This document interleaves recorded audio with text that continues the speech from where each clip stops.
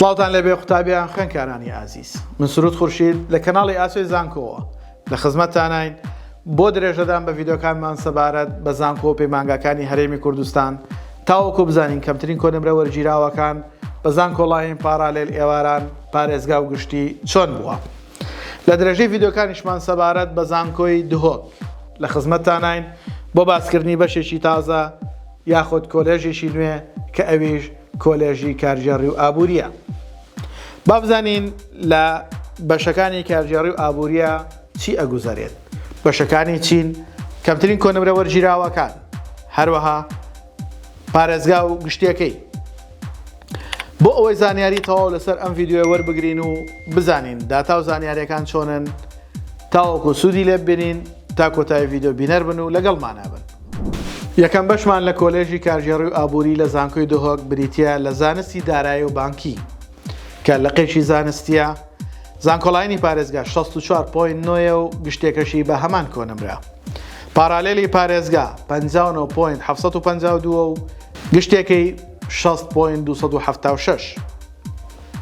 بەشی ئابووری لە کۆلێژی کارژێڕی و ئابووری کە لەقەکانی زانستی وێژەی وەرەگرێت 64.8 زانکۆڵاینی پارێزگایە و گشتێکی 73.8.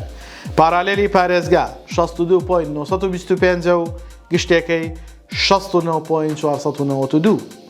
بەشی ئامار لە کۆلێژی کارژێڕی و ئابووری کە تەنها لە قیزانستی وەرەگرێت 64.526 کەمترین کۆنمرەی وەرگیراوی زانکۆڵاینی پارێزگایە و گشتێکی بە هەمان کۆنمرە.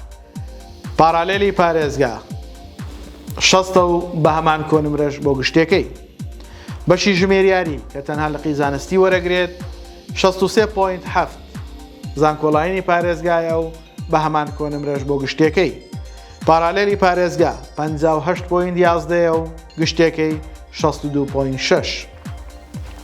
بەشی کارژێڕی کار زانستی وێژەی وەرەگرێت 63.396 زانکۆڵاینی پارێزگایە و گشتێکی 70.498. زانکۆڵاینی پارێزگا 62.5 و گشتێکی 65.1. کۆتا بەشمان لە کۆلێژی کارژێڕی و ئابووری لە زانکۆی دهۆک بەشی کارژێڕی گوزاری و ئوتێلگیریە کە لەقەکانی زانستی وێژەی وەرەگرێت 62.2 زانکۆڵاینی پارێزگایە و بە هەمان کۆنمرەش بۆ گشتێکەی و پارالێلی پارێزگا 57.422 و گشتێکەی 58.9. قوتابیان و خوێنکارانی ئازیز، ئەوەی باسمان کرد کەمترین کۆنمرە وەرگیراوەکان بوو لە کۆلێژی کارژێڕی و ئابووری لە زانکۆی دهۆک. بە هیوای ئەوەی جێگەی سوود و ڕەزامەندی ئەوەی خۆشەویست بوو بێت و لێرەوە یەک خاڵێکی بچووکەیە حەزەکەم باسی کەم ئەویش ئەبینین لە یەک دوو کۆنمرە کە لە 60 هاتۆتە خوارەوە. ئێمە ئەزانین بۆ کۆلێژەکان ئەبێت کۆنمرە لە 60 نەیەتە خوارەوە، بەڵام چۆن 59 یاخود 50 یا 57 ئەو کۆنمرانە لە کۆلیژەکان وەرەگیرێن. خۆشەویستان، لە زۆر ڤیدیۆی دیکە باسمان کردووە کە ئەویش ڕوونکردنەوەکە بەو شێوازەیە. ئێمە پێش ئەوەی کۆنمرە کریدیت حساب بکرێت کۆنمرەمان لە سەروی 60ەوەیە، بەڵام کاتێک کریدیت حساب بکرێ واتە دەرسە هاوپەیوەندیدارەکانمان بۆ حساب بکرێ ئەبینین کێشەیەکمان بۆ دروستە بێ و کۆنمرەمان لە 60 دێتە خوارەوە. بەڵام ئەوە نابێتە کێشە چونکە تۆ پێش ئەوەی کریدیتەکەت بۆ حساب بکرێ کۆنمرە لە سەروی 60ەوە بووە. لەبەرەوە ئەو ڕوونکردنەوەیە زۆر بەپێویستە زانم لە زۆربەی ڤیدیۆکانە باسی بکەمەوە تاوەکو قوتابیان و خوێنکارانی ئازیز نەکەونە ئەو هەڵەیەوە بڵێن بۆ خەڵکانێکی بەو کۆنمرێ وەرگیراون لە کاتێکا منیش هەمان کۆنمرەم هەیە بەڵام وەرناژیرێم. تاقە حاڵەت کە ڕێگریە لەم بابەتە ئەوەیە پێش حسابکردنی کریدیت تۆ پێویستە کۆنمرەت لە 60 بەسەرەوە بێت.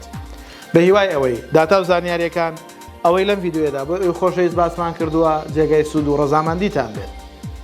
ئێوەش بۆ ماندووبوونمان لایک و کۆمنت سەبسکرایبی کەناڵەکەمان لە یاد مەکەن و هاوڕێیانیشتان ئاگادار بکەنەوە تا ئەکووەوانیش سوود لە ڤیدیۆکانمان ببینن و ئەمێ لێرەوە ئەوەشتان پێ بڵێم ئێمە لە ئینستاگرامیش بە هەمان ناونیشان لە خزمەتتانین بۆ ئەوەی ئەگەر پرسیارێک ڕوونکردنەوەیەک یاخۆ شتێک پێویست بێت بە هیوای سەرکەوتنتان.